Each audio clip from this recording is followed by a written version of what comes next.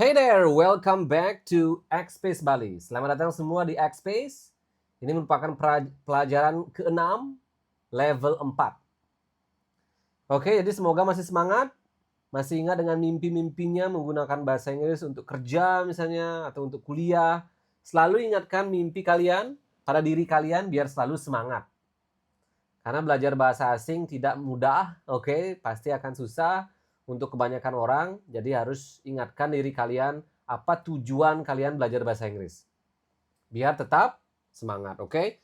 Nah, hari ini kita akan belajar hal yang sangat penting, oke? Belajar menggabungkan kalimat aktif dengan pasif.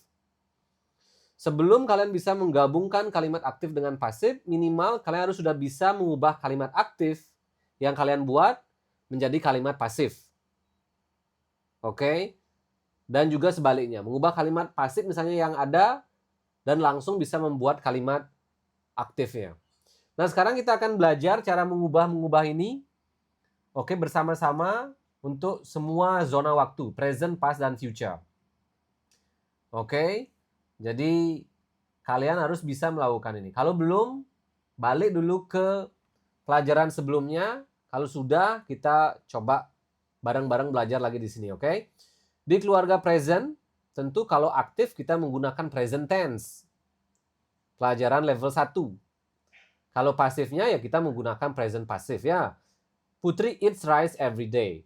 Putri makan nasi setiap hari. Tentu itu merupakan kalimat aktif kan, mau bilang me. Putri memakan nasi setiap hari. Ingat kalau me berarti dia aktif. Present tense, aktif ya. Sekarang ubah Putri memakan nasi setiap hari menjadi pasif gimana? Bukan Putri dimakan, tapi nasinya yang dibawa ke depan. Jadi semoga semakin ngeh kalian bahwa untuk mengubah kalimat aktif menjadi pasif, itu biasanya kita tukar objeknya dan subjeknya. Kalau di kalimat aktif, subjeknya di depan, yang melakukan sesuatu di depan kan. Kayak Putri makan nasi setiap hari. Objeknya kan rice, yang dimakan kan rice. Jadi subjeknya dulu baru objeknya. Tapi kalau di pasif kebalik, dan kalian harus ingat balik. Jadi di keluarga pasif itu objeknya duluan baru subjeknya. Jadi ingat itu ya. Banyak orang ketika mengubah kalimat aktif menjadi pasif lupa membalik subjek objek. Jadi ingat kalau kalimat aktif subjeknya duluan baru objek. Kalau kalimat pasif objeknya duluan baru subjek. Oke, banyak orang ketika mengubah kalimat aktif menjadi pasif lupa membalik subjek objek. Jadinya harusnya dia buat nasi dimakan oleh Putri, malah jadinya Putri dimakan oleh nasi. Memang ini kedengaran lucu, cuma hampir ratusan murid saya yang baru belajar pasif biasanya pasti melakukan kesalahan kayak gini. Oke, memang ada yang benar, tapi kalau kalian sedikit aja nggak teliti, pasti kalian akan salah. Jadi benar-benar pahami perbedaan kalimat aktif dan pasif. Dan itu yang memang kita pengen ajarin kalian pada kesempatan kali ini ya. Jadi itu yang pertama. Jadi Putri eats rice every day. Kalimat aktif present tense. Pasifnya rice is eaten by Putri every day. Or atau rice is eaten every day by Putri. Itu juga boleh. Kalian boleh bilang rice is eaten by Putri every day, boleh. Atau rice is eaten every day by Putri juga boleh. Oke, dan itu yang pertama. Lalu mungkin kalian ngeh bahwa di keluarga pasif itu biasanya pasti ada by. By itu artinya oleh ya. By itu oleh. Karena kan di itu biasanya ada olehnya. Saya ditelepon oleh bos saya. Saya dijemput oleh ibu saya. Mereka dimarahin oleh gurunya. Jadi pasif sangat-sangat sering diikuti oleh. Atau bahasa Inggrisnya oleh dalam bahasa Inggris adalah by. Tapi tidak selalu. Jadi by itu memang sangat sering ada di keluarga pasif, tapi tidak selalu. Oke, contoh kedua. Budi drinks water every morning. Nah, ini konsep apa? Harus kalian udah tahu. Ini konsep present tense, kalimat positif. Kalau itu kalian belum bisa, wow. Balik dulu lagi ya level 1. Nah, sekarang kita ubah ini menjadi pasif. Jadinya, water is drunk every morning by Budi. Ingat dibalik. Sekarang objeknya di depan kan? Karena Budi meminum air setiap hari, kalimat aktif. Budi drinks water every morning. Sekarang kita ubah menjadi kalimat pasif. Airnya yang menjadi paling depan. Water is drunk every morning by Budi. Oke, sama juga they watch TV at night. Oke, TV-nya ke depan, TV is watched at night by them. Oke, jadi harus teliti di keluarga present itu yang terjadi. Dan ingat untuk present tense ada penambahan S. Ya kan, itu biasanya banyak orang lupa. Kita udah bahas ini di level 1. Dan di keluarga pasif ingat ada penambahan to be. Ada penambahan to be. Dan ingat verb yang dipakai harus verb 3. Oke, yang harus dipakai adalah harus verb 3.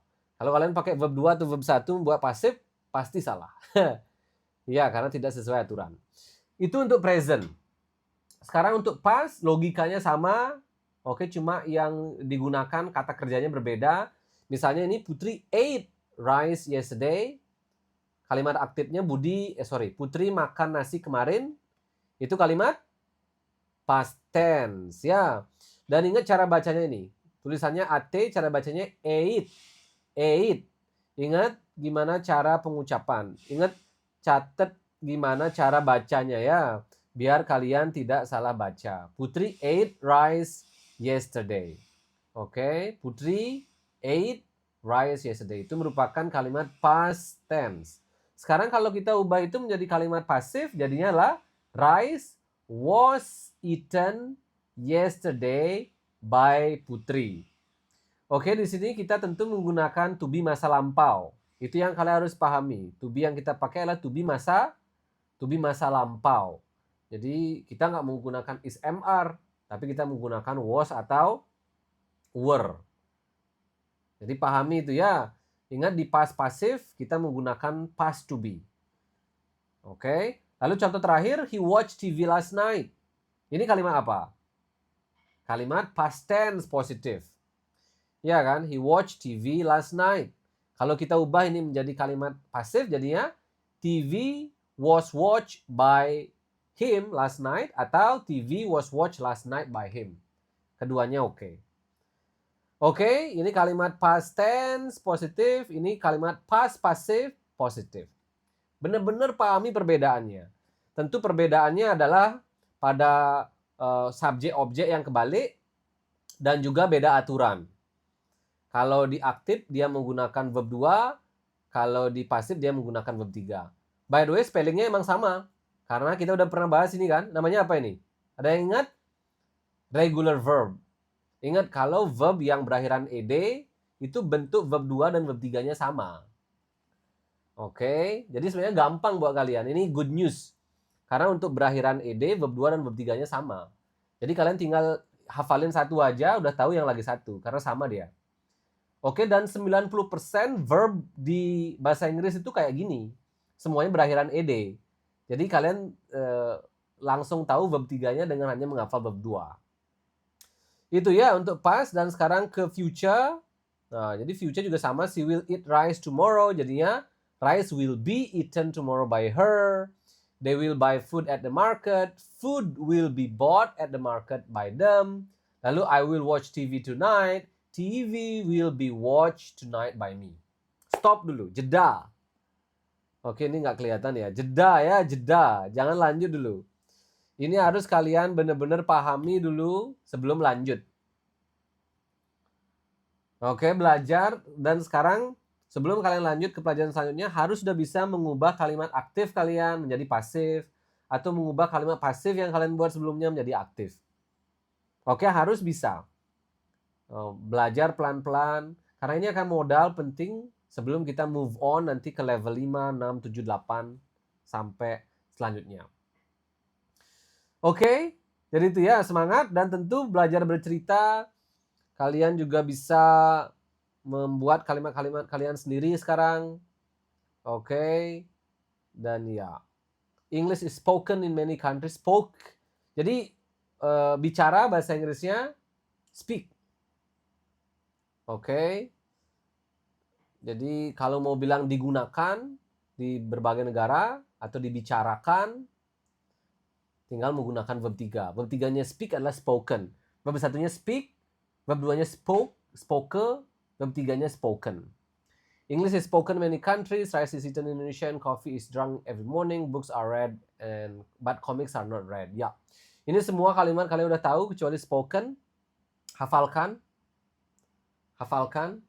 Oke, dan tapi jangan terlalu khawatir dengan kosakata, nanti kita akan pelajari dengan lebih detail di level 11. Oke, bahasa Inggris digunakan di banyak negara, kopi diminum setiap pagi, buku dibaca di sekolah, nasi dimakan di Indonesia. Coba itu. Coba jawab itu, kirim jawaban kalian sebagai komen di bawah. Kalau ada pertanyaan juga silakan. Kalau pengen belajar lebih cepat, kalian bisa ikut kelas privat kami. DM aja kami di Instagram, kita ada kelas percobaan gratis. Kita ada simulasi IELTS TOEFL, penerjemahan tersumpah. Apapun yang kalian perlukan, info aja. Semoga berguna dan sampai jumpa nanti di pelajaran selanjutnya di level 4. Bye-bye.